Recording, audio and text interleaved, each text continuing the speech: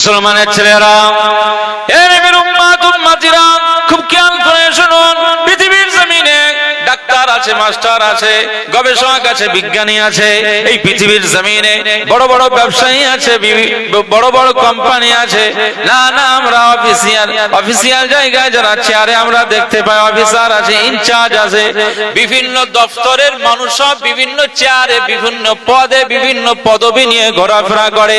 আল্লাহ পাক বলেন এদের ভিতরে সবচেয়ে ওই ব্যক্তি দামি যে আল্লাহকে ভয় করে চলে, যে আল্লাহকে মহব্বত করে চলে, যে আল্লাহকে ভয় করে চলে।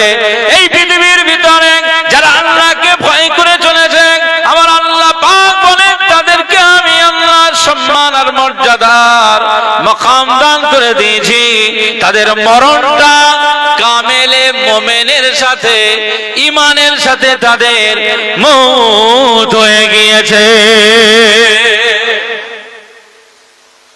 আল্লাহর ভয় সবচেয়ে বড় বড় বিষয়। এইটা যদি আপনার অন্তরে না থাকে, আপনি ঈমানের সাথে মৃত্যু বরণ করবেন, এই আশা করাটা বোকামি হবে। আল্লাহর ভয়। কুরআনুল কারীমে আমার আল্লাহ পাক ঘোষণা করেছেন ইন্নাল ইনসানা লাফি খুসর। বক্তব্যের দিকে খেয়াল রাখুন, প্রত্যেকটা মানুষ ক্ষতিগ্রস্তের মধ্যে পড়ে যাবে। আমার আল্লাহ পাক বলেছেন তবে ব্যতিক্রম আছে, ইল্লাল্লাযিনা আমানু, যারা ঈমান এনেছে, যারা ঈমানের সাথে মৃত্যুবরণ করেছে। আল্লাহ পাক বলেন ওয়া আমিলুস সালিহাত, যারা আমলে সালেহ কাজ, ভালো কাজ করেছে দুনিয়ার জমিনে, যাদের দ্বারা কল্যাণমূলক কাজ হয়ে গিয়েছে, এই সমস্ত ব্যক্তিগুলো আখিরাতে নাজাত পেয়ে যাবে, সম্মান পেয়ে যাবে, মর্যাদা পেয়ে যাবে। আখিরাতে জাহান্নাম থেকে বেঁচে তারা জান্নাতি হয়ে যাবে। এক নম্বর হচ্ছে ইল্লাল্লাযিনা আমানু ওয়া আমিলুস সালিহাত ওয়া তাওয়াসাউ বিল হক ওয়া তাওয়াসাউ বিস সাবর। যারা হকের উপরে দাঁড়িয়ে থেকে দুনিয়া কাটিয়েছে, যারা সবরের পরিচয় দিয়ে এই দুনিয়াতে বিচরণ করেছে, এই সমস্ত কোয়ালিটি সম্পন্ন ব্যক্তিরাই আখিরাতে নাজাত পেয়ে যাবে, নচেত সব ক্ষতিগ্রস্তের মধ্যে পড়ে যাবে। আমার আল্লাহ পাক কুরআনুল কারীমে বলেছেন খুসুর, ক্ষতিগ্রস্ত। এই ক্ষতিগ্রস্তটা কত বড় ভয়ঙ্কর মনে রাখতে হবে। নবী আদম আলাইহিস সালাম ক্ষতি থেকে বাঁচার জন্য, বরবাদ থেকে বাঁচার জন্য, লোকসান থেকে বাঁচার জন্য তিনি আল্লাহ পাকের দরবারে তাই তিনি সব সময়ের জন্য দোয়া চেয়েছিলেন, রব্বানা যালামনা আনফুসানা ওয়া ইল্লাম তাগফির লানা ওয়া তারহামনা লানাকুনান্না মিনাল খাসিরিন। আল্লাহ পাক, আমি আদম, আমার বিবি হাওয়া আলাইহিস সালাম, আমাদেরকে আল্লাহ আপনি maaf করে দিন। ওয়া ইল্লাম তাগফির লানা, আপনি যদি ক্ষমা না করেন, আপনি যদি maaf না করেন, আপনি যদি ক্ষমা না করেন, আপনি যদি maaf না করেন, ওয়া তারহামনা, আপনি যদি আমাদের উপরে রহম না করেন, দয়া না করেন, ইহসান না করেন, আপনি যদি রহমতের দৃষ্টি না করেন, লানাকুনান্না মিনাল খাসিরিন।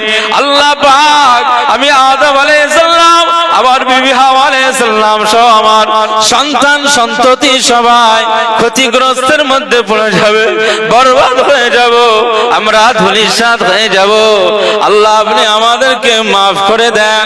একদিন নয়, 2 দিন নয়, 3 দিন নয়, 4 দিন নয়, 1 সপ্তাহ নয়, 1 মাস নয়, 1 বছর নয়, 10 বছর নয়। কিতাব বলছে, খুলে দেখে নেন, নবী আদম আলাইহিস সালাম, মা হাওয়া আলাইহিস সালাম এইভাবে প্রায় 300 থেকে 350 বছর ধরে আমার আল্লাহ পাকের দরবারে কেঁদে কেঁদে নাজারি করে। তার চোখের পানিটা যেখান দিয়ে পড়েছিল, কিতাব বলছে ওই জায়গায় শের পড়ে যায়, ছাপ পড়ে যায়, চোখের পানি এত জড়িয়ে যায়, এত গড়িয়ে যায়, এত জোরে যায়, নবী আদম আলাইহিস সালামের চেহারা পানির নালা হয়ে গিয়েছিল। আল্লাহ পাকের দরবারে, আল্লাহ পাকের দরবারে কেঁদে কেঁদে বলেন, আল্লাহ পাক, আমি আদমকে maaf করে দেন, আমার আমার সন্তান সন্ততিদিগকে মাফ করে দেন, আমার বিবি হাওয়াকে মাফ করেন। আপনি যদি মাফ না করেন, আপনি যদি ক্ষমা না করেন, বরবাদ হয়ে যাব, ধূলিসাৎ হয়ে যাব। আল্লাহ আমাদেরকে ক্ষমা করে দেন। 350 বছর ধরে কেঁদেছিল আমার আল্লাহ পাক নবী আদম আলাইহিস সালামের এই দোয়াটা কবুল করে নিয়েছিল। এই কবুল হওয়ার পিছনে আরেকটি অপশন রয়েছে। আজকে এখানে আমি আপনাদেরকে স্মরণ করাই, আজ আপনাদেরকে একটি বিষয় স্মরণ করে দিই। এই পৃথিবীতে আমরা দুনিয়ার নকল নেতাদের পিছনে ছুটে বেরিয়েছি, আজও বেড়াই, আর তাদের পিছনে জিন্দাবাদ লাগাই। দুনিয়ার এই সমস্ত নেতা নেত্রীদের পিছনে ছুটে ঘুরে সময় ব্যয় করে আজ আমরা ইবাদত থেকে দূরে থেকে, আল্লাহ থেকে দূরে থেকে বহু রকমের নোংরা কথাবার্তা থেকে শুরু করে এমনকি মদের বোতল চুমুক দিয়ে ক্লাবে বিভিন্ন জায়গায় জেনা ব্যভিচারিতে যুক্ত হয়ে আজ আমরা নেতার জিন্দাবাদ দিয়ে আমরা চলাফেরা করেছি। এই সমস্ত নকল নেতাদের পিছনে আমরা ছুটেছি। কিয়ামতের ময়দানে এই সমস্ত নেতা নেত্রী কোনো কাজে আসবে না। না না না না, আমরা যারা এই মল্লিকপুরের মানুষ মনে রাখতে হবে, আমাদের আসল পরিচয় আমার আল্লাহ আমাদেরকে ইহসান করেছেন। আমার আল্লাহ আমাদের জন্য মা মেনার কলিজার টুকরা সন্তান হযরত মুহাম্মদ রাসূলুল্লাহ সাল্লাল্লাহু আলাইহি ওয়াসাল্লামকে আমাদের জন্য নেতা বানিয়ে দিয়েছে। জোরে বলবেন না সুবহানাল্লাহ। আমরা এমন একজন নেতা পেয়েছি যার কোনো সমকক্ষ নেই, যার কোনো মিসাল নেই। 63 বছরের জীবনে সূর্য খুশি হয়েছে যে আমি কোটি কোটি মানুষের উপরে কিরণ ঢেলেছি, আমার এই সূর্যের আলো পড়েছে। কিন্তু আমার 63 বছরের জীবনে, আমার 63 বছরের ওই সময়ের কথা আমি ভুলতে পারবো না। আমার আলো মুহাম্মদ সাল্লাল্লাহু আলাইহি ওয়াসাল্লামের মাথার উপরে পড়েছে। একবার জোরে বলুন সুবহানাল্লাহ। চন্দ্র বলেছে আমি আমার জ্যোৎস্নাকে তাম পৃথিবীর মানুষের জন্য রাতে দিয়েছি। পৃথিবীর মানুষরা আমার জ্যোৎস্নাতে চলাফেরা করেছে, কিন্তু আমি ওই 63 বছরে ধন্য হয়েছি যে 63 বছরের রাতে আমার কামলিওয়ালা আমার জ্যোৎস্নার ভিতরে চলাফেরা করেছে। একবার জোরে বলুন সুবহানাল্লাহ। সেই আকা মাওলা রাসূলুল্লাহ সাল্লাল্লাহু আলাইহি ওয়াসাল্লাম হচ্ছেন আমাদের নেতা। তো মনে রাখতে হবে, আল্লাহর শুকরিয়া করে শেষ করতে পারবেন না, সবসময় শুকরিয়া করবেন। আকা মাওলা রাসূলুল্লাহ সাল্লাল্লাহু আলাইহি ওয়াসাল্লামের দরজা আর মাকামটাকে আমার আল্লাহ এত বেশি দিয়েছে যে আরশে মুআল্লার গায়ে লা ইলাহা ইল্লাল্লাহ, আল্লাহ যে লা ইলাহা ইল্লাল্লাহ, আল্লাহ ব্যতীত কোনো উপাস্য নেই, এটা তো আরশে মুআল্লায় লেখা আছেন। ইসমে আজম লেখা আছে, অসংখ্য ইসমে আজম। আমার আল্লাহর অনেক নাম আছে, সুবহান, আজিজ, ইসমে আজম, বহু সিফাতি নাম আছে। মালিক, সত্তার, গফুর, রহমান, রহিম। মালিক, সত্তার, আজিজ, কাদির, এগুলো সব আমার আল্লাহর সিফাতি নাম। জোরে বলবেন না সুবহানাল্লাহ। তো আরশে মুআল্লার গায়ে সমস্ত নাম লেখা আছে, কিন্তু লা ইলাহা ইল্লাল্লাহ, আল্লাহ ব্যতীত কোনো উপাস্য নাই। এরপরে একটা মাত্র নাম আছে যে মুহাম্মাদুর রাসূলুল্লাহ সাল্লাল্লাহু আলাইহি ওয়াসাল্লাম। একবার জোরে বলুন সুবহানাল্লাহ। আরশে আজিমের গায়ে লা ইলাহা ইল্লাল্লাহ মুহাম্মাদুর রাসূলুল্লাহ সাল্লাল্লাহু আলাইহি ওয়াসাল্লাম। আচ্ছা, আমি যে নসিহত করছি আপনারা আমার আলোচনার দিকে মন আছে তো আপনাদের? একটু মন না দিলে মনে রাখতে হবে, ইসলামিক আলোচনা, বিশেষ করে কোরআন, তাফসীর, হাদিস, ইসলামিক আলোচনা সভা, সেমিনার যেখানে হয়, আল্লাহর রহমত নাজিল হয়। যারা আমরা এসেছি, আমাদের প্রতিটি মুহূর্তের গুনাহ আমার আল্লাহ সাফ করেন, মাফ করেন। আজকে যে কদম দিয়ে আমরা হেঁটে হেঁটে এই জায়গায় এসেছি, এর দাম আছে। ক্লাবে গেলে সওয়াব তো হবেই না, গুনাহ হওয়ার সম্ভাবনা বেশি। কিন্তু আজকে আপনি এই জায়গায় এসেছেন, যে কদমটা বারবার ফেলেছেন, বাড়ি থেকে এসেছেন এই ময়দানে, এই মাহফিলে, আপনার প্রতিটি কদমের বিনিময়ে আমার আল্লাহ 10টা করে সওয়াব দিয়েছেন, 10টা করে গুনাহ মাফ করেছেন। একবার জোরে বলুন সুবহানাল্লাহ। এই জন্য এখানে আলোচনা একটু মহব্বতের সঙ্গে শুনবেন। ইযা কুরিআল কুরআন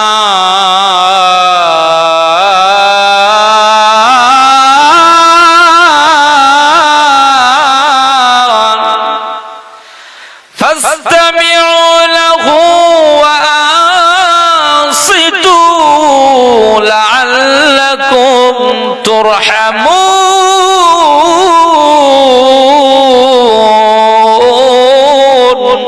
বলুন আল্লাহু আকবার। মোহব্বত বলবেন আল্লাহু আকবার। ইযা কুরিআল কুরআন, যেখানে কোরআন তেলাওয়াত হয়, কোরআন পড়া হয়, ফাসতামিউ, তোমরা শ্রবণ করো, সাইলেন্ট, একেবারে নিঃশব্দে তোমরা শোনো। ওয়া আনসিতু, তোমরা চুপ থাকো। লাআল্লাকুম তুরহামুন।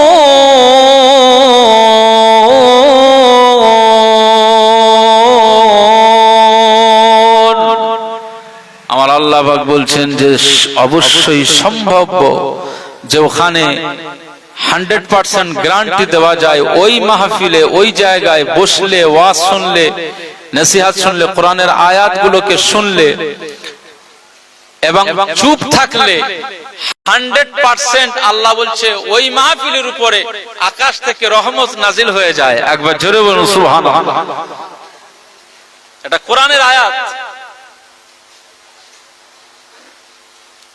মুসলমানের ছেলেরা, এই উম্মাত উম্মাতিরা, আজ আমরা যে জায়গায় এসেছি, এটা কোনো খেলার ময়দান নয়। খেলা দেখতে আসে নাই, ক্লাবের ভিতরে বসে নাই, তাস খেলার জায়গায় বসে নাই, লুডু খেলতে যায় নাই, ক্যারাম বোর্ডের জায়গায় দাঁড়ায় নাই, না না চায়ের দোকানে বসে নাই। আজকে আমরা যে জায়গাটায় বসে রয়েছি, এটাকে রিয়াদুল জান্নাহ বলা হয়, দুনিয়ার বেহেশতের টুকরা বলা হয়, দুনিয়ার জান্নাতের টুকরা বলা হয়। যে জায়গায় বসে আছি, এই জায়গাটা আজকে দিনের জন্য বেহেশতের টুকরা। এই জায়গায় যদি আপনি চুপটি মেরে ওয়াজ শুনেন, কোরআন শুনেন, কোরআন তেলাওয়াত শুনেন, নসিহত শুনেন, ইসলামিক আলোচনা শুনে যদি আপনার হৃদয়ে ভালো লেগে যায়, ভালো লেগে যায়, ভালো লেগে যায়, আর জবান দিয়ে যে সুবহানাল্লাহ আলহামদুলিল্লাহটা আপনার জবান দিয়ে প্রকাশ হয়ে যায়, এই কারণে আমার আল্লাহ পাক আখিরাতের ময়দানে মাহফিলটা নাজাতের ওসিলা করে দেবে। জোরে বলবেন না সুবহানাল্লাহ।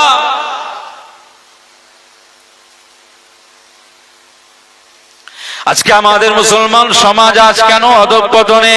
আমার আগের হুজুর ওয়াজ করতে করতে বলছিলেন, যাকাত না দেওয়ার ফলে এই দুনিয়াতে মুসলমানেরা বিপদের সম্মুখীন হয়ে যাবে। ভালো ভালো কাজ না করলে মুসলমানদেরকে আমার আল্লাহ দুনিয়াতেই শায়েস্তা করবে। অবশ্যই 100% আমার আল্লাহ পাক বলেছেন, ওমা আসাবাকুম মিন মুসিবাতিন ফাবিমা কাসাবাত আইদিকুম।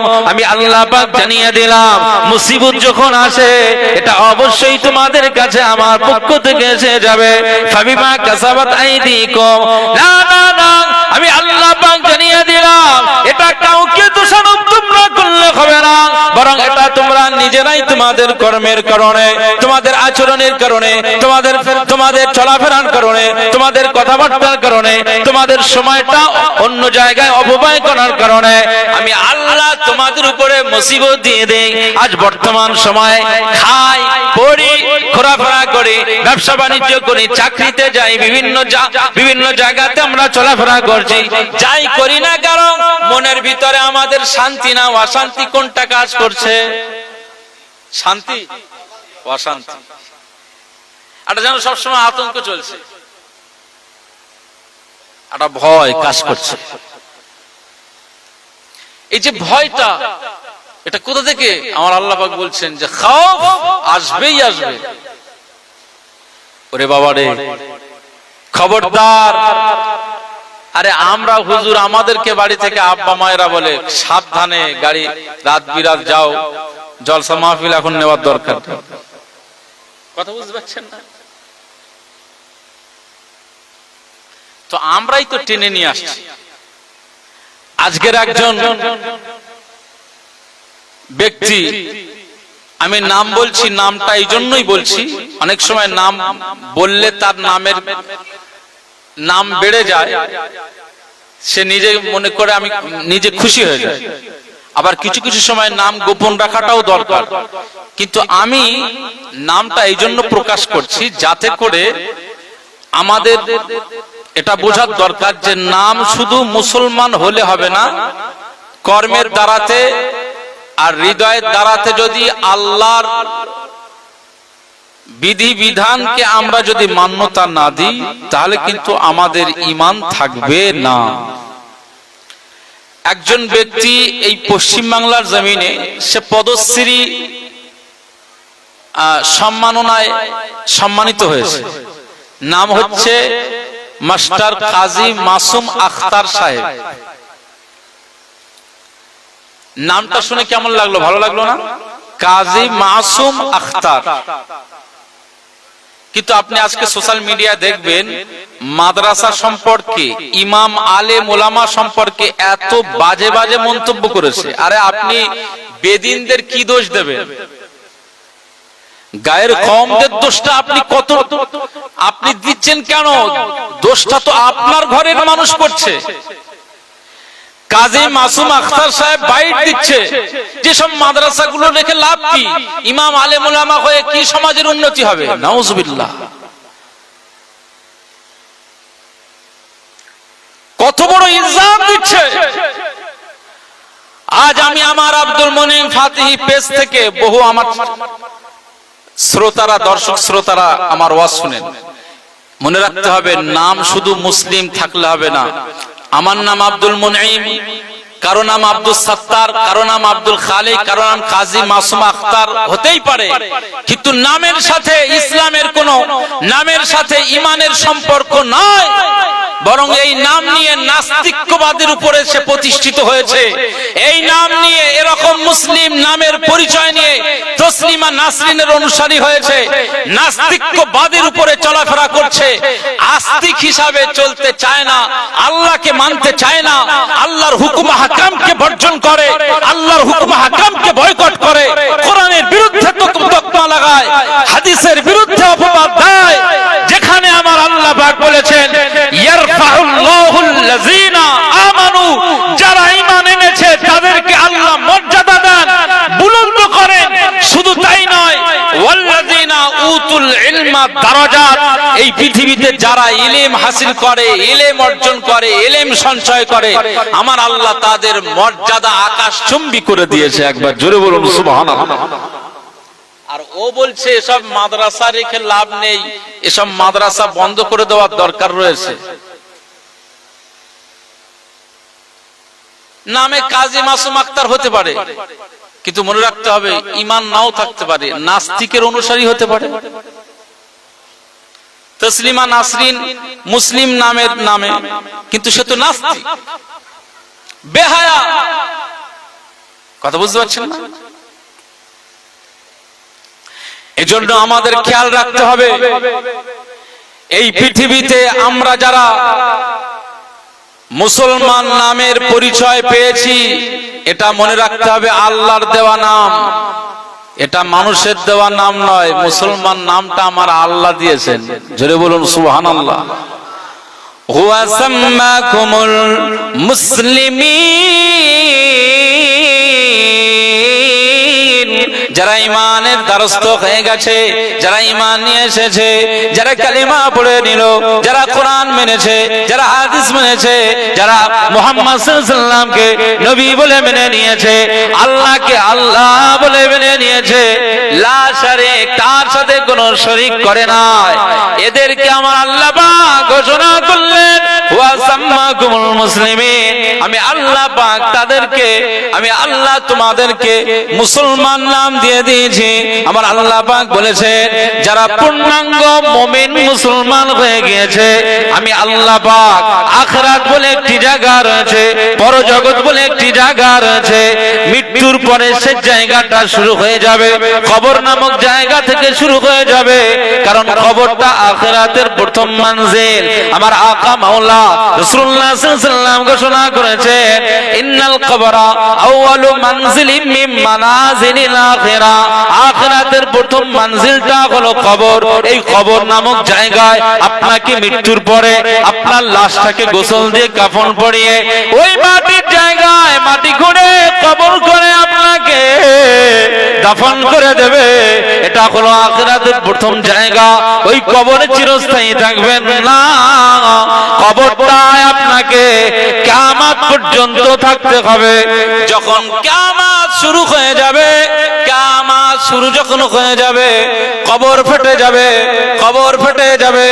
কবরের ভিতর থেকে লাখ নয় কোটি কোটি কোটি কোটি আদম সন্তানেরা সবাই কবর থেকে উঠে পড়বে কিয়ামতের ময়দানে। কিয়ামতের ময়দানে বিচার আর ফয়সালার দিন হয়ে যাবে। আমার আল্লাহ পাক বলেন, মালিক ইয়াউমিদ্দিন,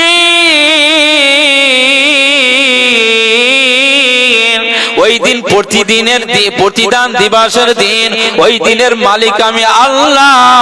ওই দিনে বান্দারা হাজির হয়ে যাবে, আমার আল্লাহ নিজেই বিচার করবেন, আমার আল্লাহ নিজেই বিচার করবেন।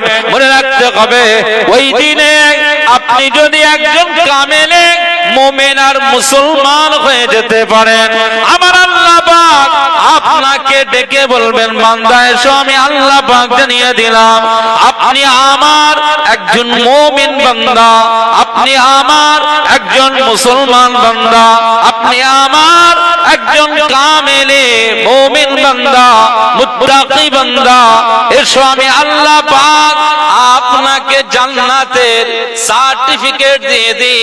যাও, আমি আল্লাহ আজকে দিনে তোমাকে জান্নাতের মেহমান বানিয়ে দিলাম। জোরে বলবেন না সুবহানাল্লাহ। তাহলে মুমিন আর মুসলমান অবস্থায় মৃত্যু যদি না হয়, তার কপালটা ফাটা। এই জন্য সাবধানতা অবলম্বন করে চলতে হবে।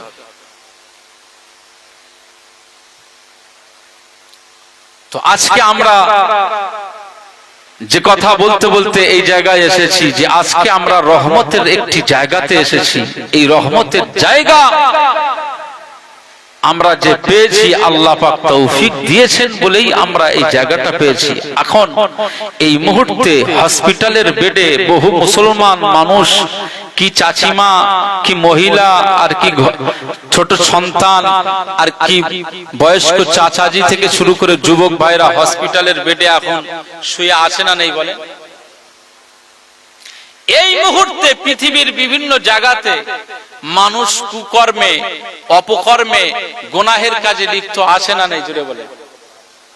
এই মুহূর্তে বিভিন্ন জায়গাতে মানুষ খেলাতে, ডান্স হাঙ্গামাতে, গান বাজনাতে, মদের গ্লাসে, মদের বোতলে চুমুক লাগাতে, কিংবা বারে আনন্দে ফুর্তিতে আছে না নেই বলে।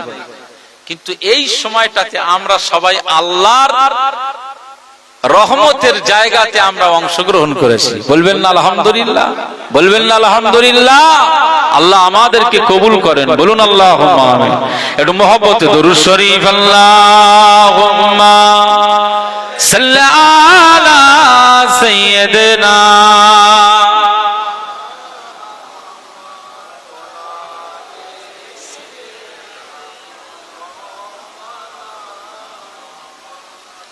একটু মহব্বতে নূর নবীজির শানে প্রাণ উজাড় করে দরুদ একটু পড়েন।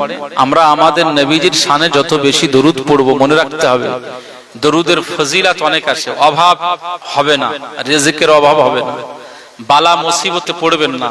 নবীজির দরুদে অনেক বালা আটকে যায়। এই জন্য আপনার নেতা, আমি এই জন্য নেতার কথা বলছি, যে কি নেতা আমরা পেলাম। দরুদ সারাদিনে অন্তত প্রতি ওয়াক্তে 5 ওয়াক্তের নামাজ আপনারা পড়েন, 5 ওয়াক্ত নামাজের পরে 10 বার করে যদি আপনি তাসবিহ নিয়ে 10 বার করে দরুদ পড়েন, 5 টাইমে 50 বার আপনি দরুদ পড়লেন। একবার দরুদ পড়লে রাসূলুল্লাহ বলছেন আমি তার উপরে 10 বার দরুদ পড়ি। একবার দরুদ পড়লে আল্লাহ বলছেন তার উপরে আমি আমার নবীর পক্ষ থেকে 10 বার রহমত পাঠাই। একবার জোরে বলবেন না সুবহানাল্লাহ। প্রতিদিন এর জন্য বেশি বেশি দরুদ পড়বেন। আজকের আপনি বাড়িতে গিয়ে শুয়ে পড়বেন তাবারুক নিয়ে। এই যে যতক্ষণ রয়েছেন একটু এই জায়গায় সুবহানাল্লাহ আলহামদুলিল্লাহ আর পাবেন, এই সুযোগটা আর পাবেন না।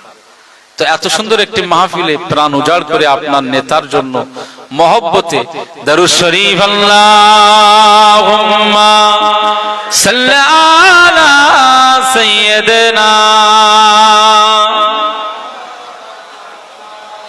ওয়া আলা আলি সাইয়্যিদিনা।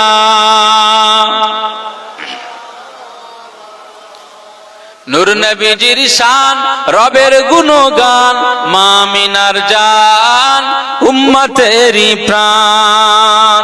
নূর নবীজির শান রবের গুণগান, মা আমিনার জান উম্মতেরই প্রাণ। মারহাবা নবী তোমায়, মারহাবা রাসূল তোমায়, লাখো দরুদ ঝরুক তোমারি রওজায়, তোমারি রওজায়। নূর নবীজির শান রবের গুণগান, মা আমিনার জান উম্মতেরই প্রাণ। নূর নবীজির শান রবের গুণগান, মা আমিনার জান উম্মতেরই প্রাণ। খুলুকে আজিম তুমি নূরে মদিনা, খুলুকে আজিম তুমি নূরে মদিনা, দুশ্মনেও তোমার প্রেমে দিওয়ানা। বলবেন না সুবহানাল্লাহ, মহব্বতে হবে না সুবহানাল্লাহ। খুলুকে আজিম তুমি নূরে মদিনা, খুলুকে আজিম তুমি নূরে মদিনা, দুশ্মনেও তোমার প্রেমে দিওয়ানা, দুশ্মনেও তোমার প্রেমে দিওয়ানা। মা আমিনার জান মুহাম্মদই নাম, কুল আম্বিয়াদের তুমি শিরোনাম। মারহাবা নবী তোমায়, মারহাবা রাসূল তোমায়, লাখো দরুদ ঝরুক তোমারি রওজায়, তোমারি রওজায়। নূর নবীজির শান রবের গুণগান, মা আমিনার জান উম্মতেরই প্রাণ। নূর নবীজির শান রবের গুণগান, মা আমিনার জান উম্মতেরই প্রাণ। লকব আল আমিন তুমি শাগ মদিনা, লকব আল আমিন তুমি শাগ মদিনা, আমানতের দিশা তুমি উসওয়ায়ে হাসানা। বলবেন না সুবহানাল্লাহ, একটু মহব্বতে হবে না সুবহানাল্লাহ। নারায়ে তাকবীর। লকব আল আমিন তুমি শাগ মদিনা, লকব আল আমিন তুমি শাগ মদিনা, আমানতের দিশা তুমি উসওয়ায়ে হাসানা, আমানতের দিশা তুমি উসওয়ায়ে হাসানা। মা আমিনার জান মুহাম্মদই নাম, কুল আম্বিয়াদের তুমি শিরোনাম। মারহাবা নবী তোমায়, মারহাবা রাসূল তোমায়, লাখো দরুদ ঝরুক তোমারি রওজায়, তোমারি রওজায়। নূর নবীজির শান রবের গুণগান, মা আমিনার জান উম্মতেরই প্রাণ। নূর নবীজির শান রবের গুণগান, মা আমিনার জান উম্মতেরই মান। শাফি মুসাফা তুমি ইমামুনা, শাফি মুসাফা তুমি ইমামুনা, হাউজে কাউসারের তুমি সাইয়্যিদুনা। মহব্বতে বলেন সুবহানাল্লাহ, মহব্বতে বলেন সুবহানাল্লাহ। শাফি মুসাফা তুমি ইমামুনা, শাফি মুসাফা তুমি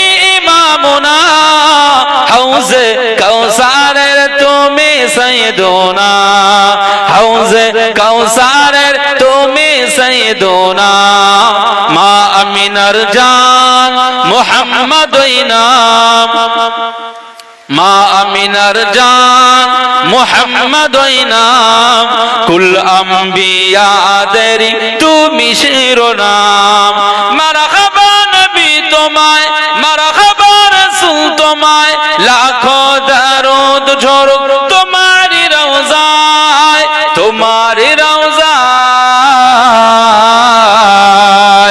নূর নবীজির শান রবের গুণগান মা আমিনার জান উম্মতেরি প্রাণ নূর নবীজির শান রবের গুণগান মা আমিনার জান উম্মতেরি মান আল্লাহুম্মা সাল্লি আলা সাইয়্যিদিনা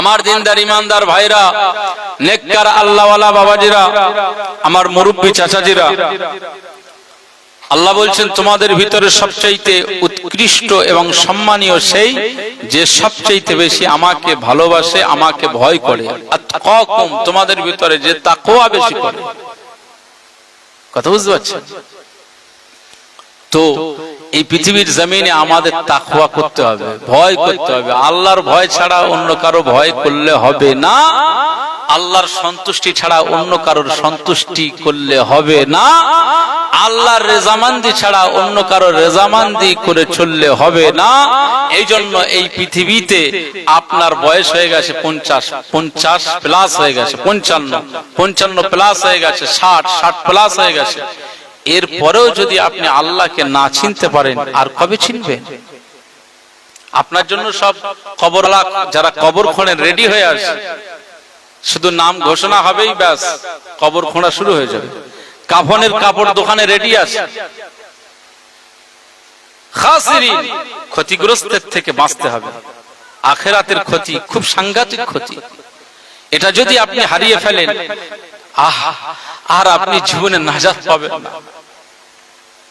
মুসলমানের ছেলেরা এ নবীর উম্মত উম্মতিরা খুব খেয়াল করে শুনুন আজ আমি আব্দুল মুনাইফ ফাতে আপনাদেরকে বলতে বলতে জায়গায় চলে এসেছি আমরা এমন একজন নবীর অনুসারী হয়ে গেছি আমার আল্লাহ পাক আমাদের জন্য নেতা বানিয়ে দিয়েছে আর সে আল্লাহ লা ইলাহা ইল্লাল্লাহ মুহাম্মাদুর রাসূলুল্লাহ আল্লাহর নামের পাশে আর কোন নাম নাই মুহাম্মদ সাল্লাল্লাহু আলাইহি ওয়াসাল্লামের নাম মুবারক নবী আদম আলাইহিস সালাম ওই আরাফার ময়দানে যা জাবালে রাহমাতে আল্লাহর দরবারে 300-350 বছর ধরে কেঁদে কেঁদে বলেন রব্বানা যালামনা আনফুসানা ওয়া ইল্লাম তাগফির লানা ওয়া তারহামনা লানাকুনান্না মিনাল খাসিরিন আল্লাহ আমাদেরকে maaf করে দেন আমাদেরকে ক্ষমা করে দেন আমার বিবি হাওয়া আলাইহিস সালামকে maaf করে দেন ক্ষমা করে দেন আপনি যদি maaf না করেন আপনি যদি ক্ষমা না করেন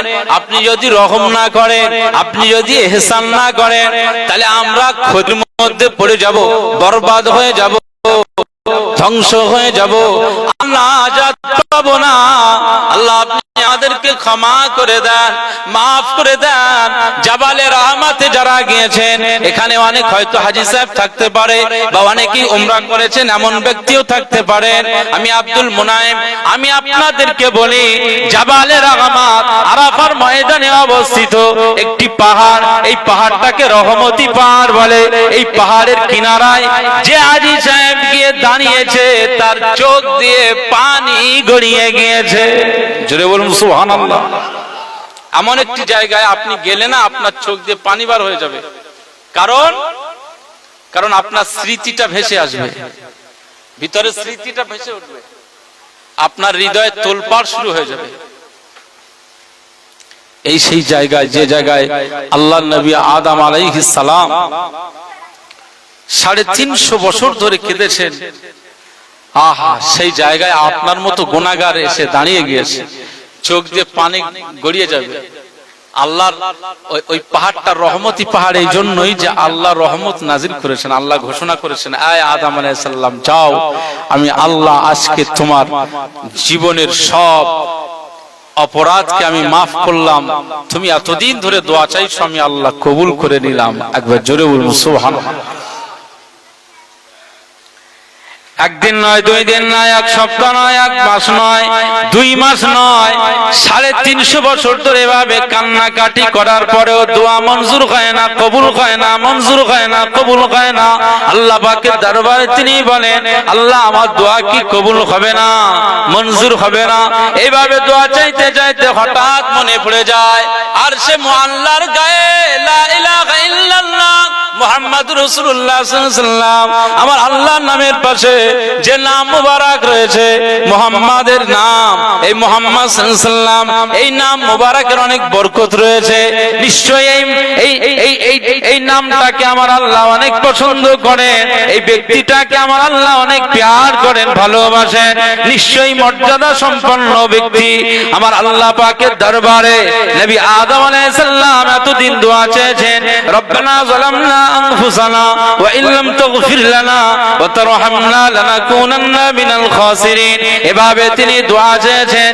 এবারে আজকে দোয়াটা একটু চেঞ্জ করে দিলেন, দোয়া চেয়েছেন রব্বানা যালামনা আনফুসানা ওয়া ইল্লাম তাগফির লানা ওয়া তারহামনা লানাকুনান্না মিনাল খাসিরিন।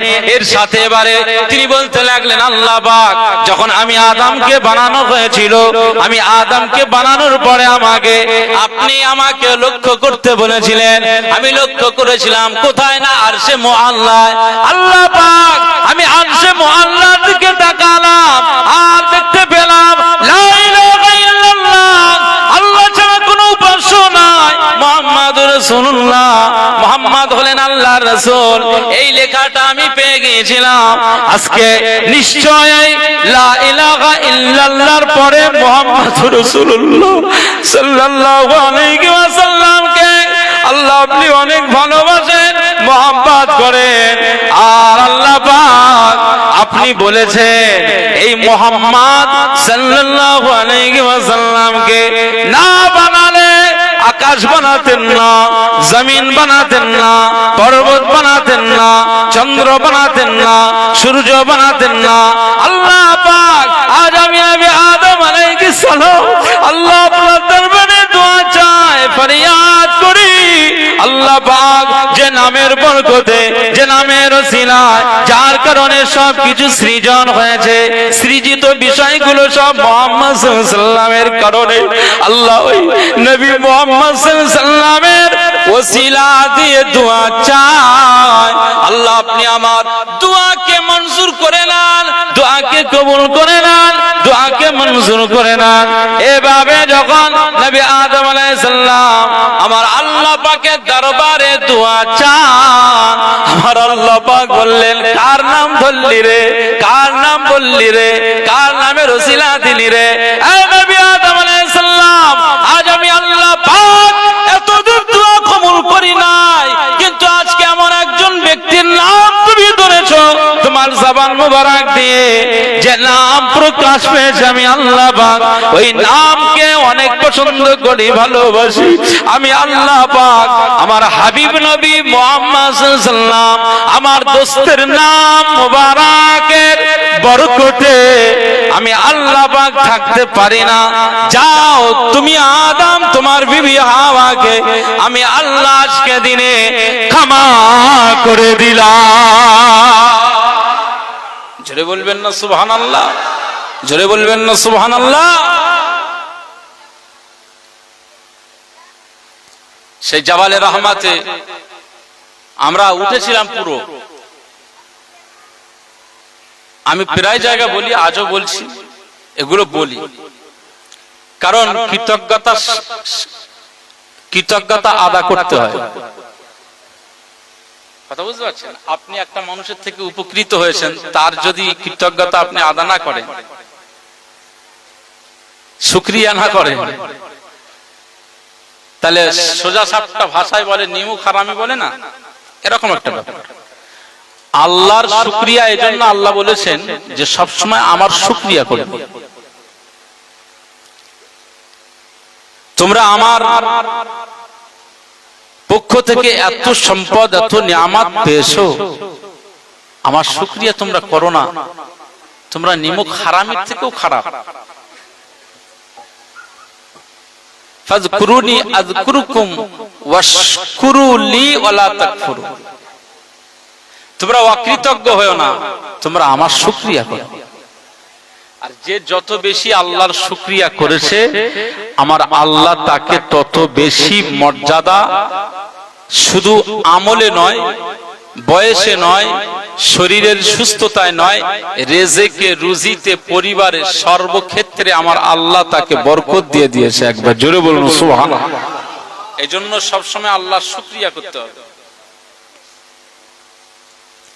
তো আমি আমার জীবনে হজ উমরায় যাব এরকম আমার পয়সা কড়ি নেই। আমার আব্বা তো মসজিদের মুয়াজ্জিন, কত টাকা বেতন, পড়াশোনা করেছি মাদ্রাসায়, কিন্তু জীবনে স্বপ্ন ছিল যে মক্কা মদিনায় যাব আল্লাহ, আর এ নিয়ে দোয়াও চাইতাম যে আল্লাহ, জীবনে মানুষ দার্জিলিং এ যায়, এখানে ঘুরতে যায়, ওখানে ঘুরতে যায়, তো জীবনে আমরা এসেছি আমার নূর নবীজির ওসিলাতে, আর আপনি সেই নবীজিকে আমাদের নেতা বানিয়ে দিয়েছেন। আল্লাহ, জীবনে খানায় কাবা শরীফের মতো জায়গাতে আমার মতো গুনাহগারকে কি একটু তাওয়াফের সুযোগ করে দেবেন না? আর আমার নেতা হযরত মুহাম্মদ সাল্লাল্লাহু আলাইহি ওয়াসাল্লামের রওজার কিনারায় প্রতিদিন লক্ষ লক্ষ মানুষ জিয়ারত করে, তো আমার মতো মানুষ কি ওই জায়গায় জিয়ারতের সুযোগ পাবে না? এরকম দোয়া চাইতাম। কিন্তু মনে রাখতে হবে, অর্থ নেই বলেই যে যাওয়া হয় না, এটা ভুল ধারণা, ভুল। আবার কোটি কোটি টাকার সম্পদ রয়েছে, যাওয়া হবে, এই ধারণাটাও ভুল। আল্লাহ যাকে রহমত দিয়ে দেবে, যাকে নিয়ে যাবে, ওই ব্যক্তিটাই খানায় কাবার মেহমান হবে, মুস্তাফার দরবারের মেহমান হয়ে যাবে। একবার জোরে বলুন সুবহানাল্লাহ। আমি দোয়া চাই, আল্লাহ জীবনে আপনাদের একবার হলেও খানায় কাবা শরীফ আমার নূর নবীজির রওজা আকদাসের মেহমান হওয়ার আল্লাহ সুযোগ করে দেন। বলুন আল্লাহুম্মা। একজন হাজী সাহেব আমাকে 2023-এ, 2024-এ, 2025-এ পরপর 3টা বছর, প্রথমে 23-এ হজে নিয়ে গেছে, 24-25-এ উমরাতে নিয়ে গেছে, আমার 1 টাকা খরচ হয়নি। চিন্তা করেন।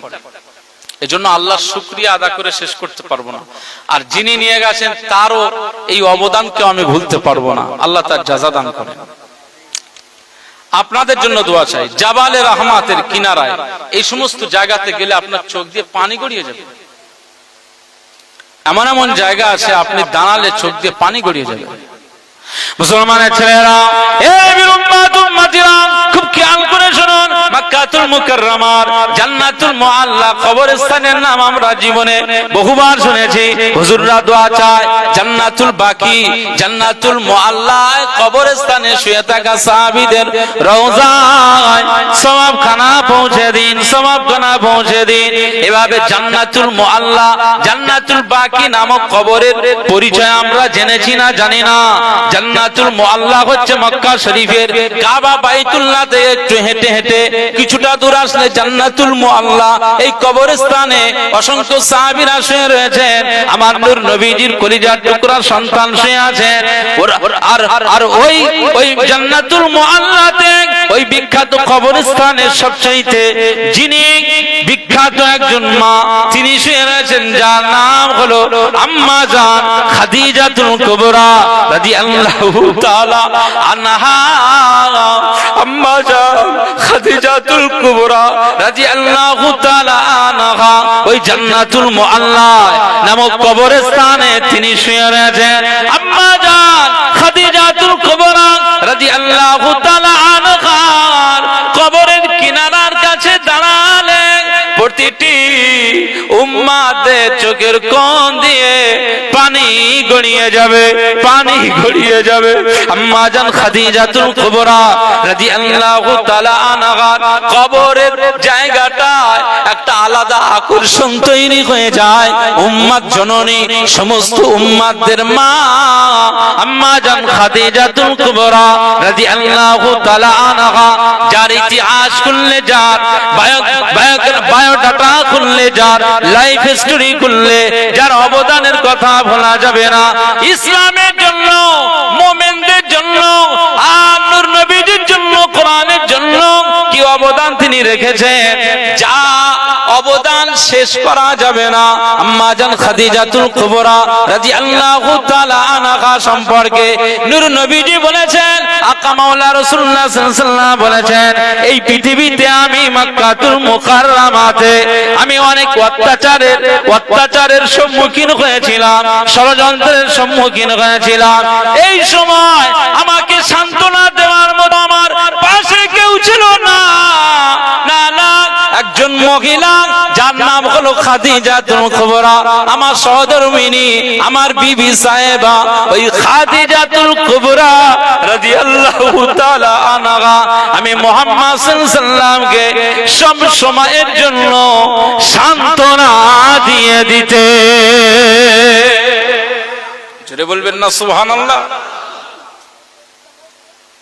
আমাকে গার্ড দিতেন, আমার সামনে ঢাল হয়ে থাকতেন, আমার সেবা, আমার পরিচর্যা থেকে শুরু করে ইসলামের খিদমত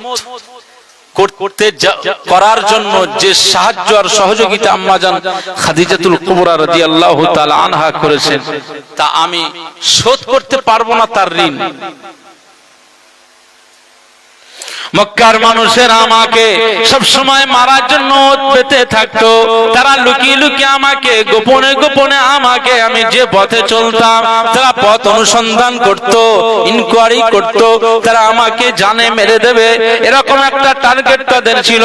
আম্মা জান খাদিজাতুল কুবরা রাদিয়াল্লাহু তাআলা আনহা বলেন, ইয়া রাসূলুল্লাহ, ইয়া হাবিবাল্লাহ, আপনি জাবালে নূর গারে ঘেরাতে, যেখানে আপনি আল্লাহর ইবাদতে মশগুল থাকেন, ওই গারে ঘেরা জাবালে নূর, ওই পাহাড় থেকে আপনি বারবার নিচে বাড়িতে আসার দরকার নাই। খাবারের প্রয়োজন, খাদ্যের প্রয়োজন, পোশাকের প্রয়োজন, পানির প্রয়োজন রয়েছে। না না না, আপনার আসা যাওয়ার পথে ওরা ওত পেতে আছেন, ওরা আপনাকে জানে মেরে দেবে, ওরা আপনার উপরে হামলা চালাবে, ওরা আপনাকে ষড়যন্ত্র করে এই দুনিয়ার জমিন থেকে খতম করে দেবে। আমি খাদিজাতুল কুবরা রাদিয়াল্লাহু তাআলা আনহা আজ থেকে আপনাকে জানিয়ে দিলাম, আপনি ওই গারে ঘেরাতে আল্লাহর জন্য ইবাদতে মশগুল থাকবেন। গারে ঘেরাতে আপনি আল্লাহর ইবাদতে, ধ্যানে, ফিকিরে, আপনি আল্লাহর জিকিরে মশগুল থাকবেন। আপনি আল্লাহর সাথে সম্পর্ক যেমনটা তৈরি করার তেমন তৈরি করে। খাবারের প্রয়োজন, খাদ্যের প্রয়োজন, পোশাকের প্রয়োজন, পানির প্রয়োজন। আমি খাদিজাতুল কুবরা রাদিয়াল্লাহু তাআলা আনহা বাড়ি থেকে সবকিছু নিয়ে আমি খাদিজা আপনার জন্য ওই জাবালে নূরে গারে ঘেরাতে আমি মাথায় করে বহন করে আমি খাদিজা পাহাড়ের চূড়ায় উঠে যাব। জোরে বলবেন না সুবহানাল্লাহ, নারে তাকবীর। আম্মা জান খাদিজাতুল কুবরা রাদিয়াল্লাহু তাআলা আনহা আমার নূর নবীজির জন্য কুরবান করেছিলেন। ওই জাবালে নূরে উঠতে গেলে অন্তত 1.5 থেকে 2 ঘন্টা সময় লাগে। তিনি হেঁটে হেঁটে ওইভাবে মাথায় করে সব খাবার, খাদ্য, পোশাক আশাক, পানি নিয়ে আমার রাসূলুল্লাহর জন্য তিনি ওখানে নিয়ে যেতেন। মক্কা দুশমনদের থেকে তিনি আমার নবীজিকে সবসময় আড়াল করতেন, তিনি ঢাল হয়ে দাঁড়িয়ে পড়তেন। আম্মা জান খাদিজাতুল কুবরা রাদিয়াল্লাহু তাআলা আনহার কবরের কিনারার কাছে দাঁড়ালে আপনার চোখ দিয়ে পানি গড়িয়ে যায়। মুসলমানের ছেলেরা, এ নবীর উম্মত উম্মতিরা, খুব খেয়াল করে শুনুন। আম্মা জান খাদিজাতুল কুবরা রাদিয়াল্লাহু তাআলা আনহার বয়সটা বেশি হয়ে গেল। আকা মাওলা রাসূলুল্লাহ সাল্লাল্লাহু আলাইহি ওয়াসাল্লামকে একদিন ঘরের ভিতরে, হুজরার ভিতরে, তিনি তার কক্ষের ভিতরে হাত ধরে বললেন, ও আমার প্রিয়তম স্বামী, আমার জান, ও আমার ঈমান, আমার নবী, আমার রাসূল, আমার স্বামী, আজকে আমি আপনার হাত ধরে আপনার কাছ থেকে কয়েকটি আমার বিষয়টা উত্থাপন করছি। আমি আমার কয়েকটি দাবি আপনার কাছে রাখবো। আমার মওতের পরে, আমার ইন্তেকালের পরে যেন এই দাবিগুলো পূরণ করা হয়। আপনি কি মানবেন? আপনি কি মেনে নেবেন? একজন স্ত্রী হিসাবে স্বামীর কাছে কি এই আবদারগুলো রাখতে পারেন না? নূর নবীজি সেই সময় বলেছিলেন, এই আমার খাদিজা, এই বিবি খাদিজাতুল কুবরা রাদিয়াল্লাহু তাআলা আনহা, কি দাবি, কি আবদার বলো। আমি স্বামী হিসাবে অবশ্যই বিবির আবদার আমি পূরণ করব। মাজান খাদিজাতুল কুবরা রাদিয়াল্লাহু তাআলা আনহা ওই সময় বলেছিলেন, ইয়া রাসূলুল্লাহ, ইয়া হাবিবাল্লাহ, হুজুর আমার আবদার অন্য কিছু নয়, সোনা গহনার দাবি নয়, অর্থ সম্পদের দাবি নয়, শাড়ি চুড়ির দাবি নয়। এই পৃথিবীর জমিনে আপনি আমার জন্য যা কিছু দিয়েছেন আলহামদুলিল্লাহ আমি তাতেই খুশি, কিন্তু আমি কবরের ভয় করি, আমি আখিরাতের ভয় করি। আমি খাদিজা রাদিয়াল্লাহু তাআলা আনহা আমার ইন্তেকালের পরে, আমার ইন্তেকালের পরে আমি খাদিজাতুল কুবরা রাদিয়াল্লাহু তাআলা আনহা, আমার আবদার হলো আমার গায়ের যে কাফনটা হবে ওটা যেন আপনার পরনে জুব্বা মুবারক হয়ে যায়। জোরে বলবেন না সুবহানাল্লাহ। সবার তো কাফন কিনে দেওয়া হয়, আর আমার কাফনটা যেন আপনার গায়ের পোশাকটা হয়। আম্মাজান খাদিজাতুল কুবরা রাদিয়াল্লাহু আনহা বলছেন, ইয়া রাসূলুল্লাহ, হাবিবাল্লাহ, এই দাবিটা কিন্তু আপনাকে মানতে হবে, এই আবদারটা আপনাকে মানতে হবে। আল্লাহর নবী মুচকি মুচকি হাসছেন, বলছেন, এই দাবি, এটা একটা কোন আবদার হলো? আমি ভাবলাম যে অনেক বড় কিছু। ঠিক আছে ইনশাআল্লাহ, আরো বলো, কি কি দাবি বলো। আম্মাজান খাদিজাতুল কুবরা রাদিয়াল্লাহু তাআলা আনহা বলেন, ইয়া রাসূলুল্লাহ, হাবিবাল্লাহ, হুজুর আপনি আমার স্বামী আমার ইন্তেকালের পরে আপনি আমার কবরে নিজে নেমে আমাকে দাফন করবেন। একবার জোরে বলুন সুবহানাল্লাহ। ইয়া রাসূলুল্লাহ, ইয়া হাবিবাল্লাহ, হুজুর আরেকটি দাবি হচ্ছে, আমার মাটি মানজিলের পরে, আমার ইন্তেকালের পরে, দাফনের পরে আপনি সবাই চলে আসবে, আপনি চলে আসবেন না। সবাই চলে যাবে, আপনি চলে যাবেন না। আপনি আপনি আমার কবরের কিনারায় দাঁড়িয়ে থাকবেন। বলুন, প্রত্যেকটি মানুষের জন্য কবরে মুনকার নাকির নামক ফেরেশতা এসে প্রশ্ন করে না, করে না? এটা সবার জন্য। রাসূলুল্লাহ সাল্লাল্লাহু আলাইহি ওয়াসাল্লাম বলেছেন, এটা সবার জন্য। মুনকার নাকির আসবে, সবাইকে প্রশ্ন করবে। এই প্রশ্ন সবাইকে করবে, মান রাব্বুকা ওয়া মা দীনুকা ওয়া মান নাবিয়্যুকা। এই সওয়াল, এই প্রশ্ন যাকেই করা হবে, সে যদি সওয়ালের জবাবটা দিতে পারে, নূর নবীজি বলেছেন তৎক্ষণাৎ তার কবরটা জান্নাতের টুকরা হয়ে যাবে। একবার জোরে বলুন সুবহানাল্লাহ। যে জবাবটা দিতে পারবে না, তার কবর জান্নাতের টুকরা হবে না, জাহান্নামের গর্ত হয়ে যাবে। আও হুফরাতুম মিন হুফারিন নার, হাদিস। ইয়া রাসূলুল্লাহ, ইয়া হাবিবাল্লাহ, আমি খাদিজাতুল কুবরা রাদিয়াল্লাহু তাআলা আনহা আমার ইন্তেকালের পরে আপনার জুব্বা মোবারক দিয়ে আমাকে কাফন বানিয়ে দেবেন। আমার ইন্তেকালের পরে আমার কবরে আপনি নামবেন। আমার ইন্তেকালের পরে, দাফনের পরে সবাই চলে যাবে, আপনি চলে যাবেন না, আপনি বাড়িতে ফিরে আসবেন না। মুনকার নাকির যতক্ষণ পর্যন্ত না আমাকে সওয়াল করবে, আর এই সওয়ালের জবাব আমি খাদিজা যতক্ষণ পর্যন্ত না দিতে পারবো, ততক্ষণ পর্যন্ত আপনি বাড়িতে ফিরে আসবেন না, বাড়িতে ফিরে যাবেন না। ইয়া রাসূলুল্লাহ, ইয়া হাবিবাল্লাহ, হুজুর আমার এই দাবি, আমার এই আবদার গুলো কি আপনি মেনে নেবেন না?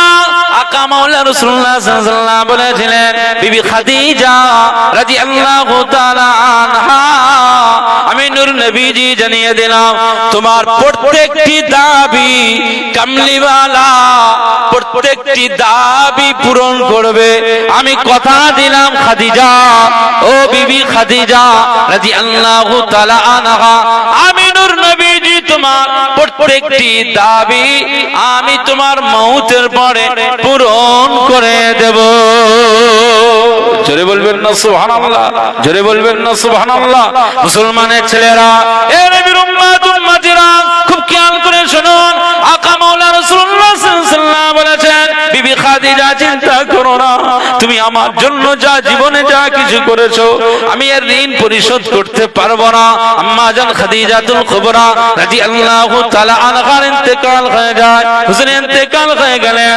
আকা মাওলা রাসূলুল্লাহ সাল্লাল্লাহু আলাইহি ওয়াসাল্লাম হুজুর নির্দেশ দিলেন আম্মা জান খাদিজাতুল কুবরা রাদিয়াল্লাহু তাআলা আনহার গোসল দেওয়া হয়ে গেল, জানাজা করলেন। আকা মাওলা রাসূলুল্লাহ সাল্লাল্লাহু আলাইহি ওয়াসাল্লাম তিনি জানাজা পড়ালেন। জানাজার পরে কবরের কিনারায় তিনি সাহাবীদেরকে বললেন একটু অপেক্ষা করেন, আমি খাদিজাতুল কুবরা রাদিয়াল্লাহু তাআলা আনহার কবরে নামবো। নূর নবীজি বললেন আমার খাদিজার ওয়াদাগুলো আমি পূরণ করব। নূর নবীজি নিজেই কবরে নেমে পড়লেন। আম্মা জান খাদিজাতুল কুবরা রাদিয়াল্লাহু তাআলা আনহার গায়ের কাফনটা তার জুব্বা মোবারক দিয়ে হয়ে গেল, তার কবরে তিনি নিজেই নেমে গেলেন। এরপরে মাটি মঞ্জির হয়ে গেল, দাফনের পরে সাহাবীরা যে যার মতো চলে গেল। আকা মাওলা রাসূলুল্লাহ সাল্লাল্লাহু আলাইহি ওয়াসাল্লাম কবরের কিনারায় দাঁড়িয়ে রইলেন। সিদ্দিক আকবর আবু বকর সিদ্দিক হুজুর বলেন ইয়া রাসূলুল্লাহ, ইয়া হাবিবাল্লাহ, হুজুর বাড়ি চলুন, ঘরে চলুন। এই সময় নূর নবীজি ঝরঝর করে কাঁদতে লাগলেন, না না না, আমি বাড়িতে যাব না যতক্ষণ পর্যন্ত না আমার খাদিজার ওয়াদা আমি পূরণ না করব। নূর নবীজি বলেন ও আমার সাহাবী আবু বকর সিদ্দিক রাদিয়াল্লাহু তাআলা আনহু, আমি নূর নবীজি আমার খাদিজার সাথে ওয়াদা করেছি, এই ওয়াদা যতক্ষণ পূরণ না করা হবে আমি নূর নবীজি কবর ছেড়ে যাব না। সিদ্দিক আকবর বলেন কি ওয়াদা? আকা মাওলা রাসূলুল্লাহ সাল্লাল্লাহু আলাইহি ওয়াসাল্লাম বলেন আমার খাদিজা ওয়াদা দিয়েছিল আমি তার কবরের কিনারায় ততক্ষণ দাঁড়িয়ে থাকব যতক্ষণ মুনকার নাকির না সওয়াল করবে। এই সওয়ালের জবাবটা যতক্ষণ খাদিজা না দিয়ে দেবে ততক্ষণ কবর ছেড়ে বাড়ি যেতে পারবো না, এটা আমি ওয়াদা দিয়ে দিয়েছিলাম। তাই আমার খাদিজার কবরের কিনারায় আমি দাঁড়িয়ে রয়েছি। সিদ্দিক আকবর আবু বকর সিদ্দিক হুজুরকে বলছেন হুজুর আপনি কাঁদবেন না, আপনার কান্না দেখলে আমি আবু বকর সহ্য করতে পারি না। এই সময় মুনকার নাকির কবরে আসে না, মুনকার নাকির কবরে আসে না। দিন ও দুনিয়ার বাদশা হাবিবুল্লাহ গে নবী জনাবের মুহাম্মদুর রাসূলুল্লাহ গে সাল্লাল্লাহু আলাইহি ওয়াসাল্লাম কবর ছেড়েও আসে না, কবর ছেড়েও ঘরে ফেরে না। এমন তো সময় ফেরেশতা জিবরিল আমিন আলাইহিস সালাম আকাশ থেকে নেমে পড়লেন। জিবরিল আমিন আলাইহিস সালাম আকাশ থেকে নেমে পড়লেন, আকা মাওলা রাসূলুল্লাহর কাছে হাজির হয়ে গেলেন। আসসালাতু ওয়াসসালামু আলাইকা ইয়া রাসূলুল্লাহ ইয়া হাবিবাল্লাহ, হুজুর আপনি এখানে অপেক্ষা করছেন কি কারণ? আকা মাওলা রাসূলুল্লাহ সাল্লাল্লাহু আলাইহি ওয়াসাল্লাম বলেন ভাই জিবরাইল, আজকে আমি আমার বিবি খাদিজাকে ওয়াদা দিয়েছিলাম, এই কারণেই দাঁড়িয়ে রয়েছি, কিন্তু মুনকার নাকির তো এখনো আসে না।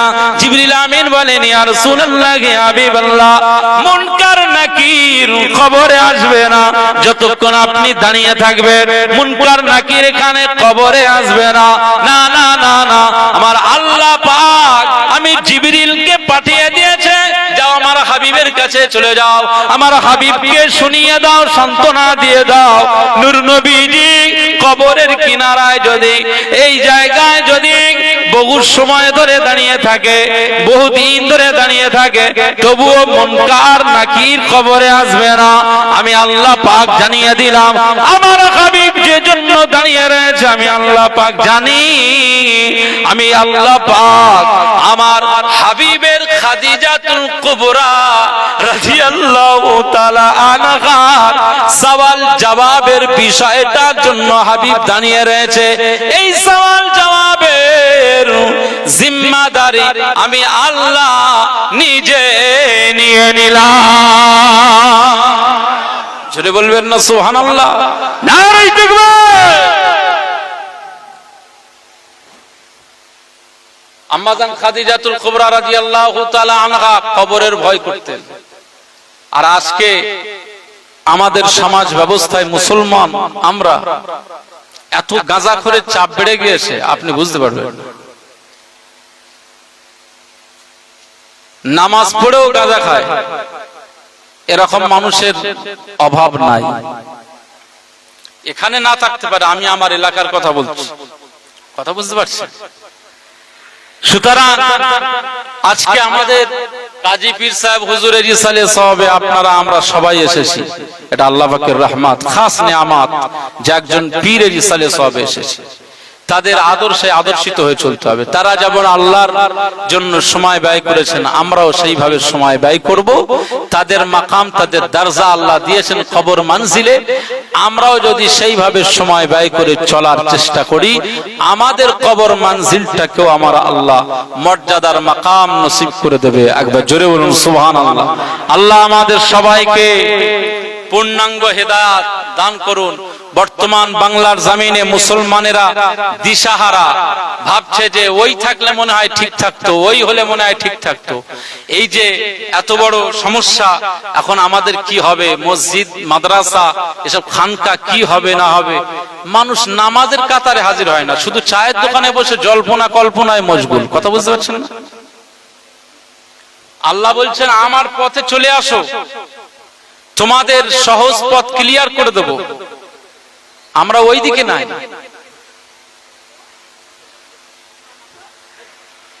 একটি গ্রামে যদি 1000 জন বসবাস করে, সেই গ্রামের 900 জন মানুষ বেনামাজি আর 100 জন মানুষ নামাজি। নামের আধার কার্ড, রেশন কার্ডে যাই কিছু আপনি তদন্ত করুন, সব নামের সাথে খান, ইসলাম, কাজী সব থাকবে, কিন্তু নামাজ নাই। এই 1000 জনের উপরে আল্লাহর রহমত আসতে পারে? আকিমুস সালাহ বলা হয়েছে, আল্লাহ বলছেন নামাজ প্রতিষ্ঠা করো।